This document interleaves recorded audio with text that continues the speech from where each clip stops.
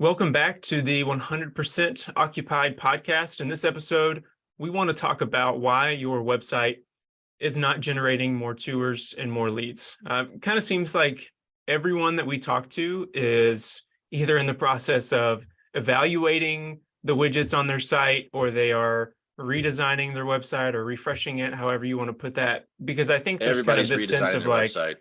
do what? Everybody's redesigning their website all the time. Yeah, but I think it's like everyone has this sense of it should be doing more. And so maybe we just need to update it, even though we updated it 2 years ago. Or maybe we need to reevaluate what third-party widgets we're putting onto the website. But so we just kind of want to talk about why your website isn't generating more leads and more tours. And I will say, in my opinion, this is the definitive podcast of why a website doesn't book more tours. Like, we're going to give you the exact reasons why your website is not generating more tours. And I will tell you, this hopefully will be a sense of relief to marketing directors and VPs of marketing and everyone else that works on those teams. Once you redesign your website the right way, you should never have to redesign it for a long time, right? Yes. Until things change and people browse websites more.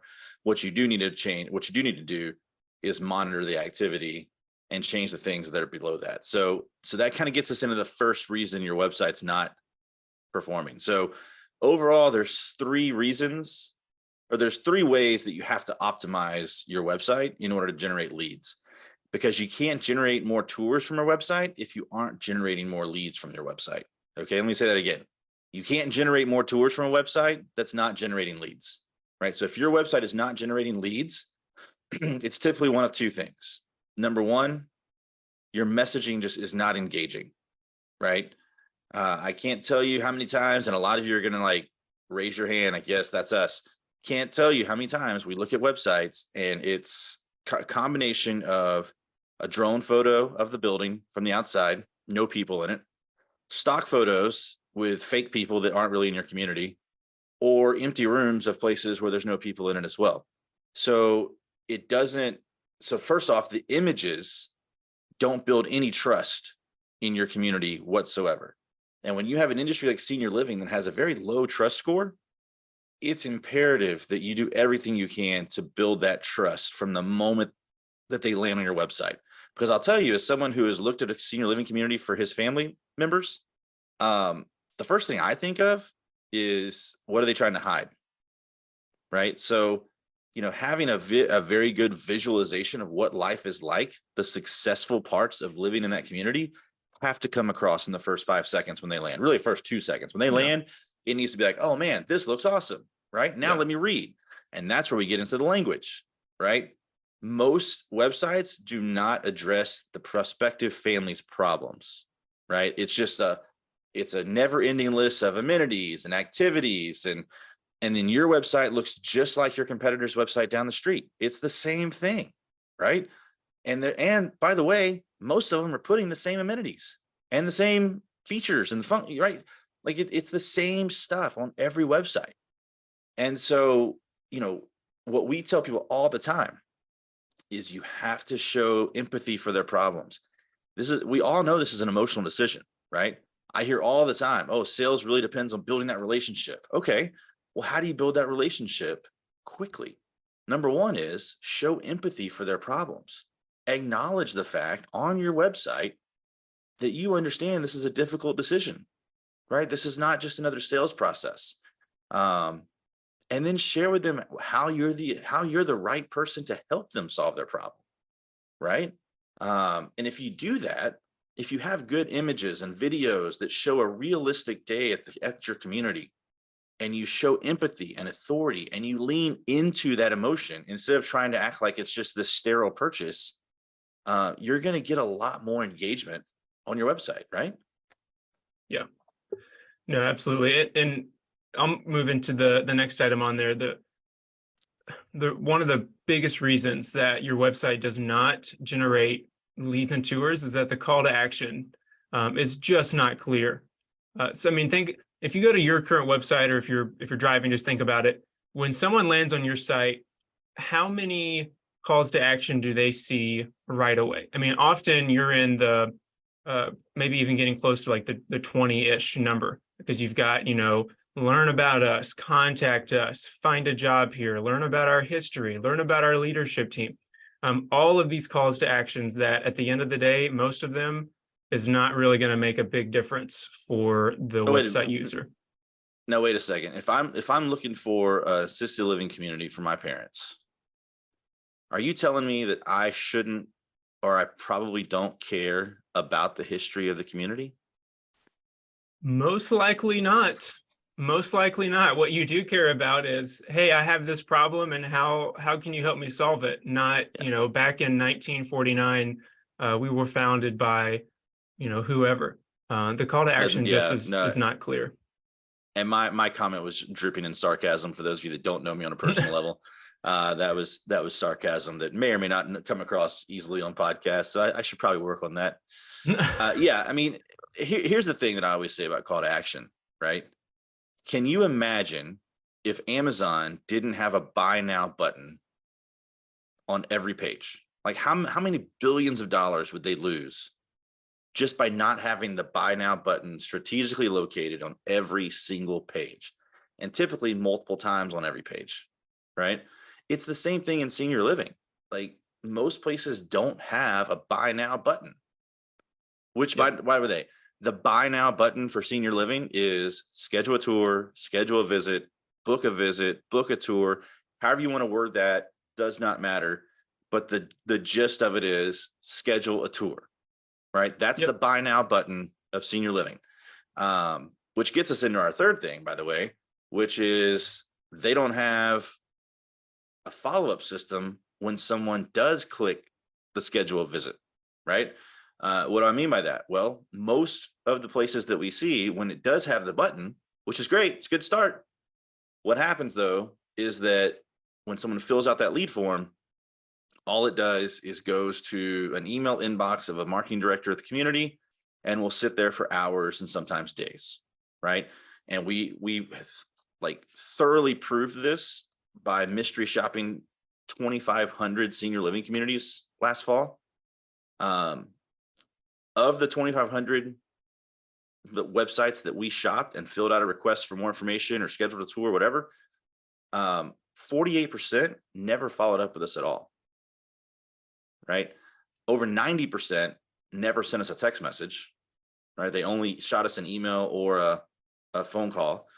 The average follow-up time was over 80 hours, right? That's more than 3 days. 72 hours is 3 days. So we're talking about into the fourth day was the average follow-up. But that's insane.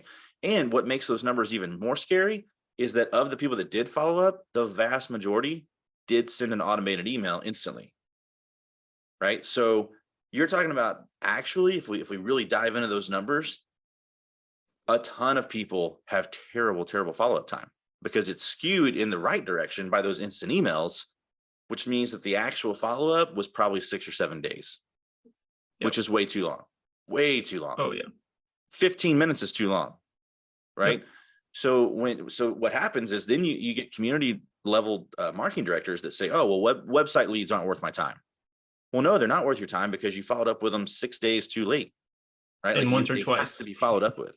And yes, I think, let's see, 93% of the communities that we talk to, or that we reached out to through their website, only followed up with us a maximum of 2 times. It's just not enough. No. Right. And especially when you consider that statistically, you're 10 times as likely to book a tour if you follow up in the first 2 minutes as even just 1 hour later, right? From 2 minutes to an hour, you're 10 times as likely to get them in for a tour. So you've got to be fast. You've got to be frequent when these web leads come in.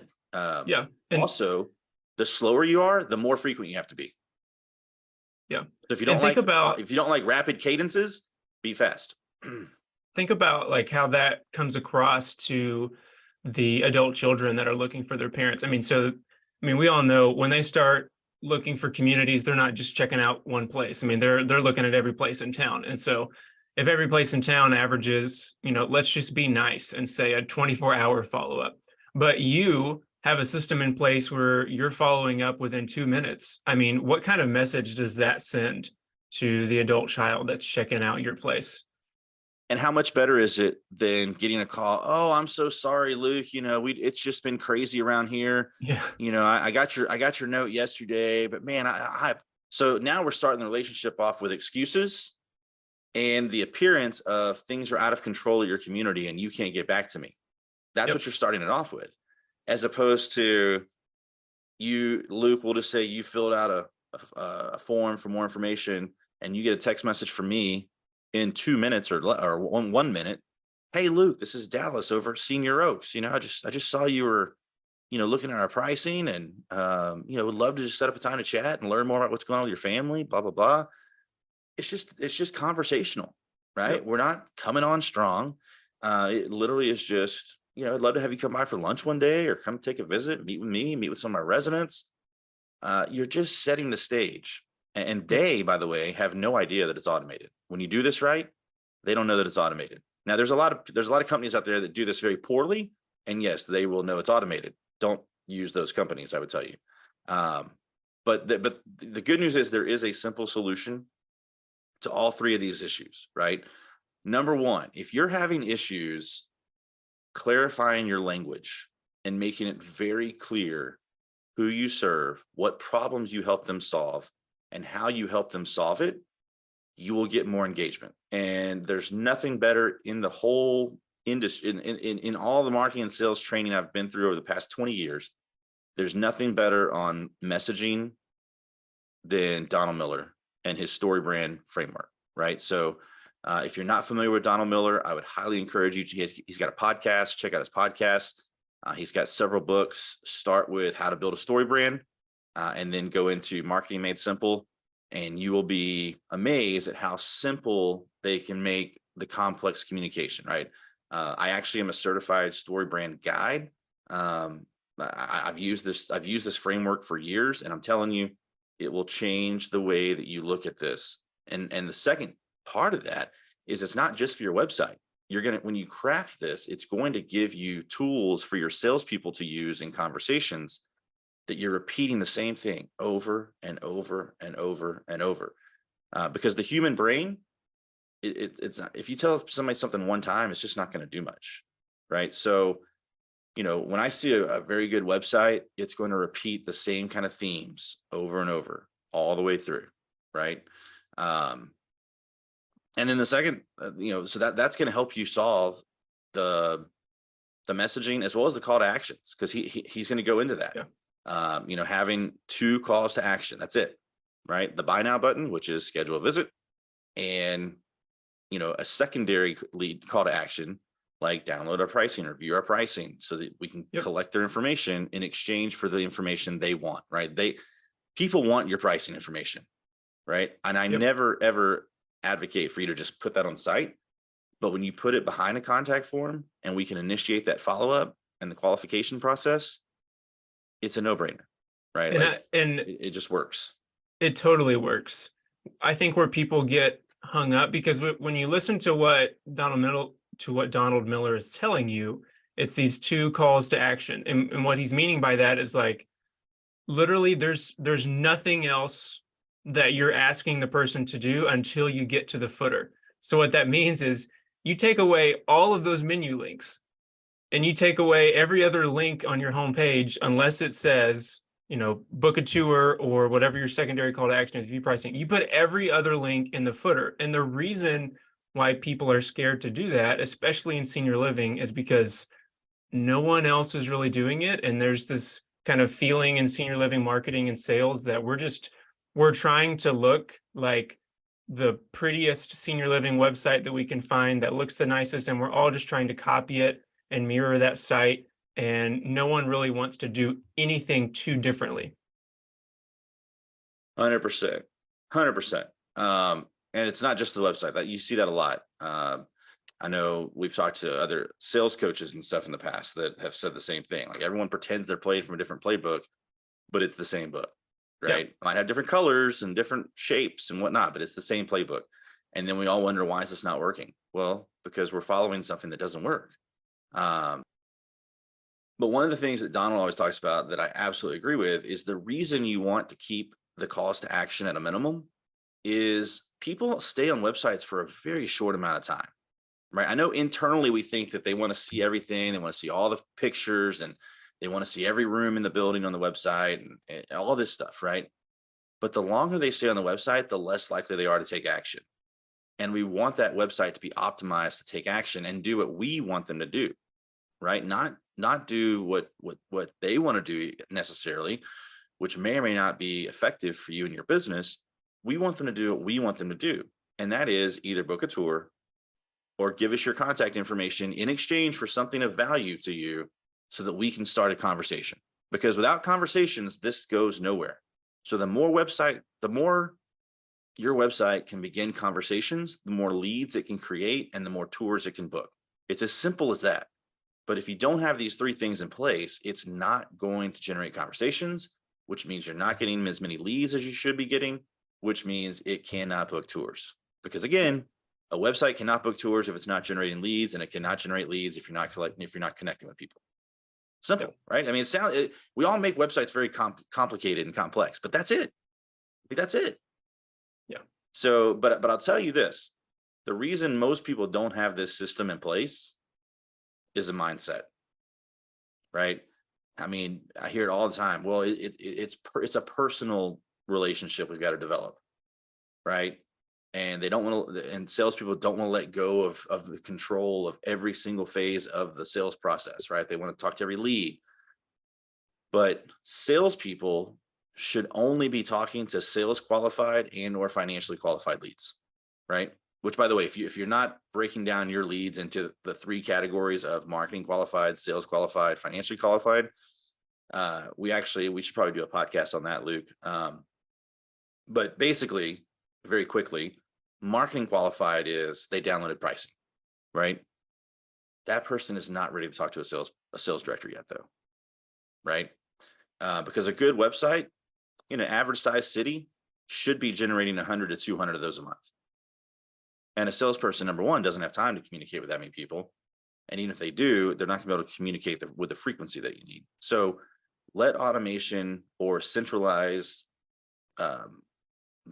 department handle those marketing qualified leads, and then schedule them with a sales team once they are qualified for sales, which we tend to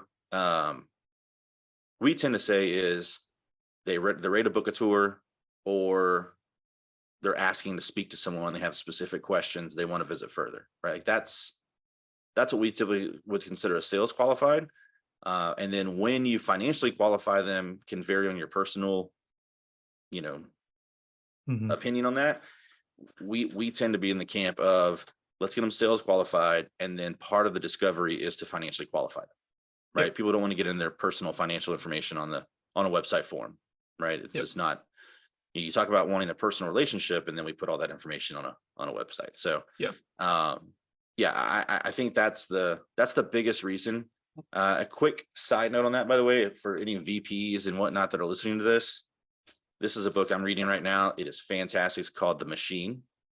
It is a radical approach to the design of the sales function by Justin Roth-Marsh. We're going to try to get Justin on for a podcast, by the way, to talk about his system and how it would work in senior living. But I can tell you that mindset of wanting full control, having all the control of how sales has worked in the past is the first thing that has to shift, right? Like you have to work as a team. And you have to divide that labor up just like we do in manufacturing and engineering and accounting and like every other part of the business. People have their task in their part of the project. But in sales, for some reason, and I'm in sales, right? I've been doing it my whole professional life.